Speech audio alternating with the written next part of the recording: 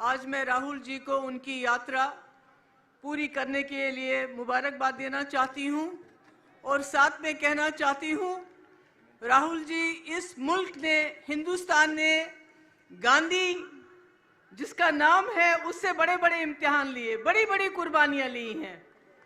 चाहे वो महात्मा गांधी जी हो जिन्होंने आज़ादी की लड़ाई लड़ने के बाद इस मुल्क की आत्मा को बचाने के लिए अपनी जान दी, चाहे आपकी दादी इंदिरा जी हो जिसने इस मुल्क के लिए आखिरी कतरा खून का दिया, चाहे आपके पिताजी राजीव गांधी जी हो जिन्होंने इस मुल्क को अपने खून से सींचा।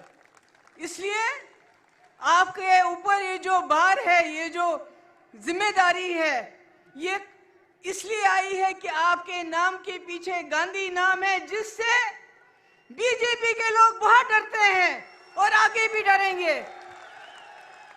आज मैं देख रही हूं यहां हम अलग अलग सोच, अलग अलग विचार के लोग जमा हो गए हैं।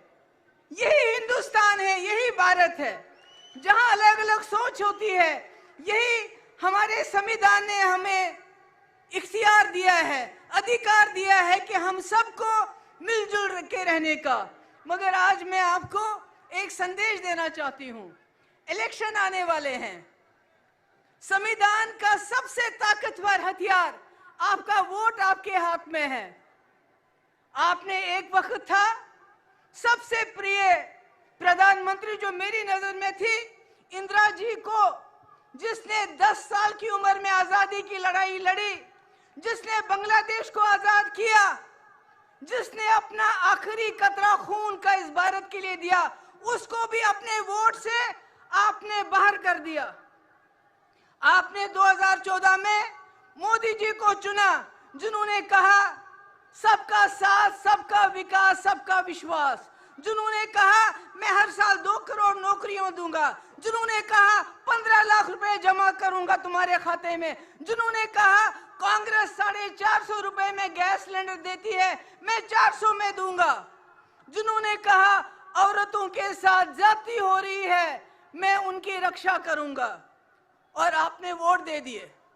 मगर 2019 में उन्होंने कुछ भी ऐसा काम नहीं किया और पुलवामा के शहीदों के नाम वोट मांगे, उन शहीदों के नाम जिनके लिए सतपाल मलिक साहब कहते हैं कि उनको उनकी लापरवाही की वजह से शहीद होना पड़ा। आपने फिर वोट दिए और आज 10 साल के बाद मोदी जी न 10 करोड़ नौकरियां, न 15 लाख जमा, न औरतों की सुरक्षा, न किसानों की डबल आयु, न एमएसपी, कुछ भी नहीं। मगर आप कहते हैं 400 पार।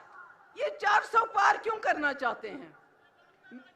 आप मेरी बात सुनिए, क्योंकि ये संविधान को बदलना चाहते हैं, आपके हाथ में से आपका वोट छीनना चाहते हैं, ताकि जिस वक्त आप लोग जाग जाओ, आप इनको बाहर करना चाहो, आपके वोट में वो ताकत नहीं रहेगी। हम ऐसे हो जाएंगे जैसे चीन में वो किसी को भी वोट डालते हैं, चुना एक आदमी जाता है, एक जमात चुनी जाती है। जैसे प्यूटन रशिया में चुना जाता है। मोदी जी इस मुल्क को ऐसा ही बनाना चाहते हैं कि आपके वोट को, अगर आपने इस इलेक्शन में सोच समझ के वोट नहीं डाला तो आपके वोट की कोई ताकत नहीं रही। मैं जम्मू कश्मीर से आती हूँ, वहां संविधान खत्म है। चाहे जम्मू हो, कश्मीर हो, लद्दाख हो, आप आते हैं टूरिस्ट बन के, देखते हैं सब ठीक है, कुछ ठीक नहीं है। आप ले चले जाइए, वहां हजारों के लोग सड़कों पे मिलेंगे, मगर कश्मीर में कोई सड़क पे नहीं आता है, अगर आता है उसको जेल में डालते हैं। खुदा के लिए जो हाल हमारा है वो हाल आपका भी हो जाएगा अगर आप इस इलेक्शन में सोच समझ के वोट नहीं डालेंगे, संविधान को बचाने के लिए वोट नहीं डालेंगे, इंडिया अलायंस को सामने लाने के लिए वोट नहीं डालेंगे। राहुल जी की कुर्बानियां, इनके खानदान की, इनकी फैमिली की कुर्बानियां, अगर आप उनको बचाने के लिए वोट नहीं डालेंगे तो आप भी नहीं बचेंगे। मैं आप सबकी बहुत शुक्रगुजार हूं। मुझे बताया गया 5 मिनट में बात खत्म करनी है। बहुत बहुत शुक्रिया।